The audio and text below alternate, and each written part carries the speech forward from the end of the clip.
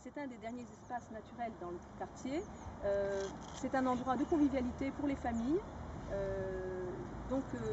Beaucoup de gens qui vivent ici, des riverains, se satisfont justement de ce lieu parce qu'il y a cet espace. Et il y a des enfants qui ne partent pas en vacances, qui ont un endroit où pouvoir jouer, grimper aux arbres. Nous sommes favorables, c'est pour ça que nous sommes favorables à la préservation de ce petit hectare de verdure qui est le dernier dans le quartier.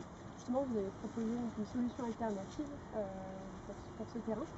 Alors une solution alternative, c'est tant qu'il soit nécessaire, faut-il toujours qu'il y ait de l'alternative pour préserver un cadre de vie sain pour les gens. Je pense que c'est un petit peu... c'est une question un peu étrange. Est-ce que nous mettons en œuvre quelque chose sur cet espace? Oui, derrière moi vous avez le potager que les riverains et les habitants de la résidence ont créé et sur lesquels il y a du lien social qui s'opère. À certaines époques de l'année, nous faisons des réunions, des repas, des sortes de manifestations qui nous permettent de nous regrouper, de nous retrouver. Donc je l'ai dit tout à l'heure, c'est un endroit qui est, je dirais même que quelque part, c'est à une échelle microcosmique, comme ça, là, microscopique, on peut dire. C'est un confetti de verdure, mais à l'échelle de la ville tout entière, c'est quelque chose, c'est symbolique. Si on détruit ça, on détruit ce qui permet aux gens de vivre ensemble. On a toujours cette expression dans la bouche aujourd'hui, c'est l'élément de langage là, qui est propagé un peu partout. Vivre ensemble, oui, mais comment? Comment pouvoir vivre ensemble pour préserver la laïcité, préserver la mixité sociale, enfin la qualité de vie, voilà. Qu'est-ce qu'il en est de la situation avec ACM? Est-ce que vous avez conclu? Est-ce que vous avez discuté? Qu'est-ce qu'il en est? Alors avec ACM, justement, il a fallu qu'il y ait une espèce de preuve de force lundi dernier lorsque les engins de chantier sont venus au Casserole et que donc quand ils ont débarqué, nous avons réagi bien évidemment. Et à ce moment-là, nous avons enfin vu en face de nous nos interlocuteurs muets, l'ACM qui n'avait pas daigné répondre à nos courriers recommandés envoyés depuis le mois d'avril dernier. Donc nous avons pu enfin rencontrer M. Brown, le directeur technique.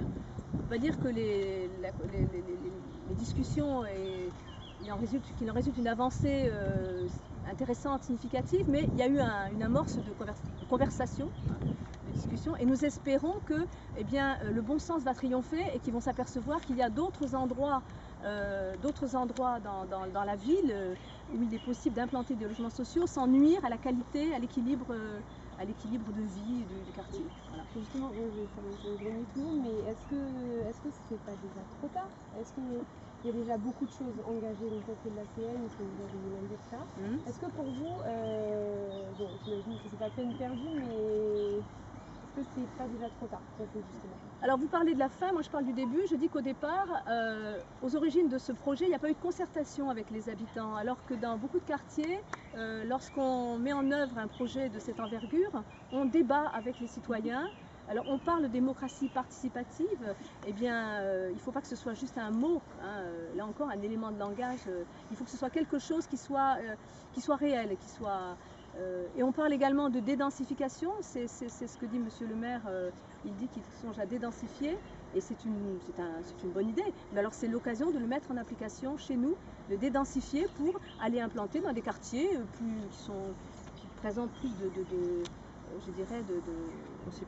possibilités pour construire ces logements sociaux. Et le risque, c'est qu'ACM mette le panneau foncier privé, des votes notamment. Oui. Pour vous, ça vous bloquerait la situation ou... Écoutez, nous sommes, je ne peux pas vous dire actuellement ce que nous allons faire demain, parce que ACM n'a pas encore... mais en ce qui nous concerne, nous sommes résolus nous battons depuis le mois d'avril, nous n'allons pas, vous doutez bien que nous n'allons pas renoncer comme cela Nous avons l'impression que notre action, elle est légitime. Elle est légitime. Quand on réfléchit même à la COP21, le fait que la ville se targue d'être la ville de la biodiversité, c'est un joli terme, mais alors il faut précisément le mettre concrètement en œuvre. C'est à une micro-échelle comme la nôtre, pour des gens qui ne sont pas forcément les gens les plus nantis. C'est un bon exemple que de partir de nos quartiers là, et de faire quelque chose de positif.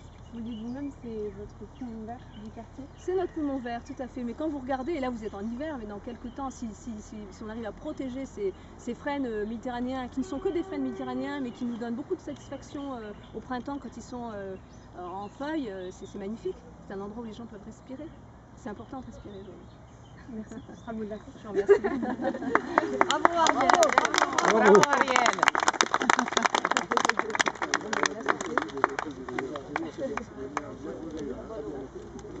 Elle est habituée, ça se voit.